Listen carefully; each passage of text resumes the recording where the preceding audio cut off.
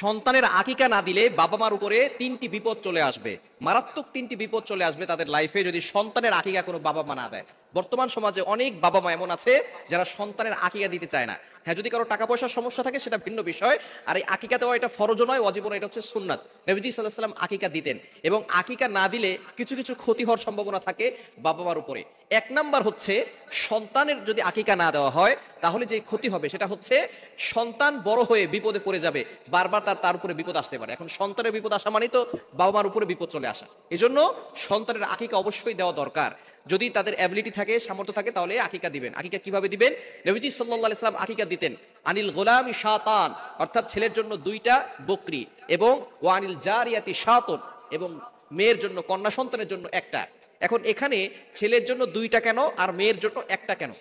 এটা এই জন্য, ছেলেরা বাহিরে থাকে বেশি, তাদের বিপদ আপদ বেশি হতে পারে, এই জন্য ছেলেদের জন্য আকিকা করতে হয় 2টা। আর মেয়েরা যেহেতু ঘরে থাকে, বিপদ আপদ কম থাকে, এই জন্য তাদের জন্য আকিকা দিতে হয় 1টা। এই জন্য আকিকা যদি কোনো বাবা মা সন্তানের জন্য না দেয়, এই সন্তানদের উপরে মাঝে মধ্যে বিপদ চলে আসে। সন্তান অসুস্থ হয়, বড় হওয়ার পরে রোড ঘাটে চলাফেরা করে, অনেক সময় অ্যাক্সিডেন্টের সমস্যা থাকতে পারে, বিভিন্ন ধরনের বিপদ তাদের ভিতরে চলে আসতে পারে। এই জন্য অবশ্যই যাদের অ্যাবিলিটি আছে সন্তানের জন্য আকিকা দিয়ে দিবেন।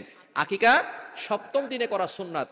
যেদিন সন্তান জন্মগ্রহণ করবেন 7ম দিনে আকিকা দিবেন, এবং মাথা মুন্ডন করে সেই মাথার চুলগুলো ওজন করে আপনি কিছু রূপার মূল্য দান করে দিবেন, এবং আপনি তার সুন্দর একটা ইসলামিক নাম রাখবেন, তাকে ধর্মীয় শিক্ষা দিবেন, কোরআনের শিক্ষা দিবেন। অর্থাৎ 7ম দিনেই তার জন্য আকিকা দিতে হবে, এটা হচ্ছে সুন্নাত। যদি 7ম দিনে না দিতে পারেন তাহলে 14তম দিনে দিবেন। যদি সেই দিনও আপনি না দিতে পারেন তাহলে 21তম দিনে দিবেন। যদি 21তম দিনে না দিতে পারেন, এই পর্যন্ত সুন্নত, বাকি পরের দিন দেওয়া জায়েজ আছে, যে কোনো সময় আপনি দিতে পারেন। তবে সুন্নাহ নিয়ম হচ্ছে আপনি 7 নম্বর দিনে অথবা 14 নম্বর দিনে অথবা 21 নম্বর দিনে আপনি সন্তানের জন্য আকিকা করবেন। ছেলের জন্য 2টা বকরি এবং মেয়ের জন্য 1টা বকরি আকিকা করবেন। 1 নাম্বার বাবা মার জন্য যে বিপদ হবে সেটা হচ্ছে সন্তানের উপর থেকে কখনো বিপদ আপদ কাটবে না। 2 নাম্বার, কোনো বাবা মা যদি সন্তানের আকিকা না দেয় তাহলে সেই বাবা মা পরবর্তী সময় সন্তান যখন বড় হবে, সন্তান পিতামাতার দায়িত্ব পালন করবে না। ভালো করে শুনে রাখেন, যে সমস্ত বাবা মা সন্তানের আকিকা দিচ্ছেন না, টাকা পয়সা থাকার পরেও আপনি আপনার দায়িত্ব পালন করেন নাই, এজন্য সন্তান বড় হওয়ার পরে সন্তানও তাদের দায়িত্ব পালন করবে না। সন্তান পিতামাতার বাধ্য হবে না, সন্তান পিতামাতার কথা শুনবে না। অনেকে আমাদের কাছে ফোন দিয়ে বলে, হুজুর আমার সন্তান আমার কথা শুনে না, আমার ছেলে আমার কথা শুনে না, আমার মেয়ে আমার কথা শুনে না। সন্তান জন্মগ্রহণ করার পরে আপনি তার আকিকা দেন নাই, তার দায়িত্ব পালন করেন নাই, এজন্য সন্তান বড় হয়েও আপনাদের দায়িত্ব পালন করছে না। এজন্য অবশ্যই 2য় নাম্বার বিপদ হচ্ছে সন্তান পিতামাতার বাধ্য হবে না।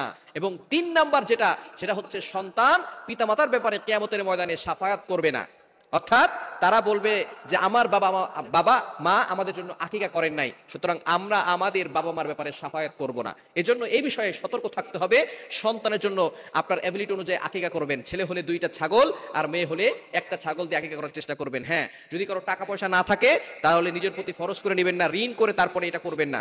অবশ্যই নবীজি সাল্লাল্লাহু আলাইহি ওয়াসাল্লাম এটা করেছেন, এটা হচ্ছে আমাদের জন্য সুন্নাত।